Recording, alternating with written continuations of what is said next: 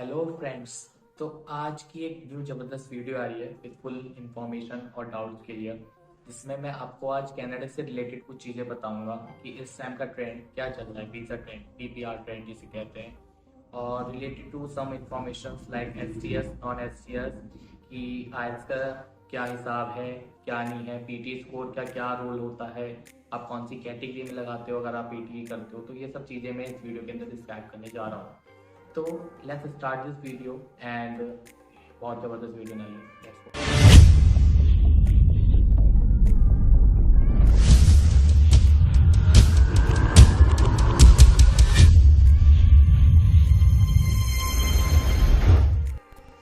तो अब गाइस मैं आपको बताने जा रहा हूँ कनाडा का क्या इस टाइम का वीज़ा प्रोसीजर, मतलब क्या पॉजिटिव क्या नेगेटिव पीपीआर को लेके चल रहा है। तो क्लियर वे में इस टाइम के हिसाब से अकॉर्डिंग टू मी और एक गैस लगाया जा रहा है कि इस टाइम का ट्रेंड 90% या 85% पॉजिटिव चल रहा है और रिजल्ट भी अच्छे खासे आ रहे हैं। और ये भी कहा जा रहा है जिन जिन की फाइलें नवंबर और दिसंबर में लगी थी उनको वीज़ा मिलने स्टार्ट हो गए हैं विद 90% और 80% चांसेस के। प्रोफाइल भी वेरीफाइड हो रही है, प्रोफाइल को ध्यान से दिया जा रहा है और एसडीएस कैटेगरी के कुछ रूल्स और नॉन एसडीएस कैटेगरी के कुछ रूल्स प्रोसेसिंग टाइम में चेंज किए हैं। जैसे कि एसडीएस कैटेगरी के जिनके ओवरऑल और रिक्वायरमेंट पूरी है उसका रिजल्ट 2 महीने के 3 महीने के अंदर आ जा रहा है, लेकिन जो ऑफिशियल साइट पे लिखा है वो 25 दिन लिखा है, लेकिन ऐसा कुछ नहीं है। आपको 3 महीने या 2 महीने मैक्सिमम टाइम वेट करना है। और जो नॉन एसडीएस कैटेगरी जिसमें आपके 5.5 बैंड हैं एक मॉड्यूल में, तो उनका वेट लगभग 3 से 4 महीने, मतलब 60 डेज से 90 डेज भी जा सकता है और उससे मैक्सिमम वेट। जितनी ज़्यादा आपकी फाइल कॉम्प्लेक्स होगी उतना ज़्यादा आपको टाइम लगेगा। सो मेक श्योर अगर ये आपकी फाइल ज़्यादा कॉम्प्लेक्सिविटी में ना जाए, इजी वे में, सिंपल हो, जिसमें हर चीज़ क्लियर वे में पता हो और इन्फॉर्मेटिव जाए, मतलब क्लियर वे में इंफॉर्मेशन मिले जो एम्बेसी आपकी फाइल को चेक कर रही है।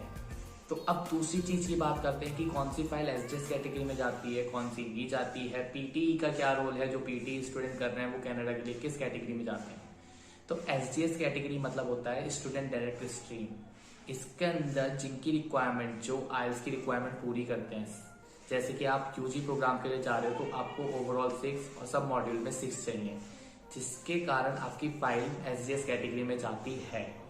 आप फीस भी फुल ईयर की पे करते हो, जीआईसी पे करते हो जब आपकी फाइल एसडीएस कैटेगरी में जाएगी।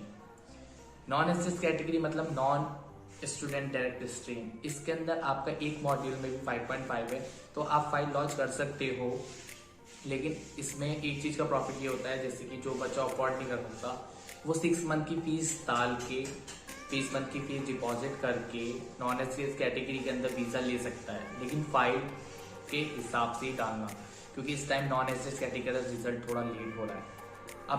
अब मैं बात करता हूँ पीटी स्टूडेंट की।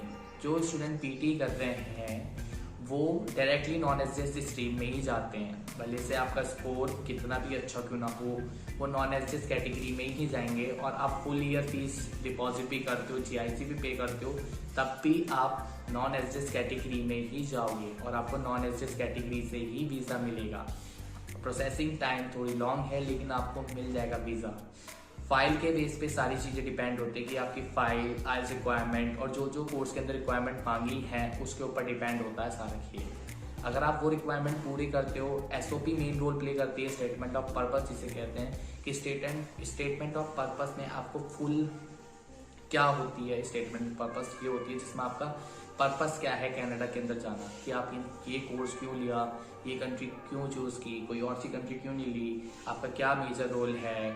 तो स्टेटमेंट ऑफ पर्पस एक बहुत मेजर इंपॉर्टेंट डॉक्यूमेंट है जिसके अंदर आपका फुल मोटिव समझ में आता है एम्बेसी को कि आप क्यों जाना चाहते हैं। जब वो मोटो उस चीज़ को समझ में आ जाता है एम्बेसी ऑफिसर्स को, जो एम्बेसी आपकी फाइल चेक करती है और आपके डॉक्यूमेंट्स वेरीफाई कर लेती है, तब आपको कहीं जाके वीज़ा अप्रूव होता है।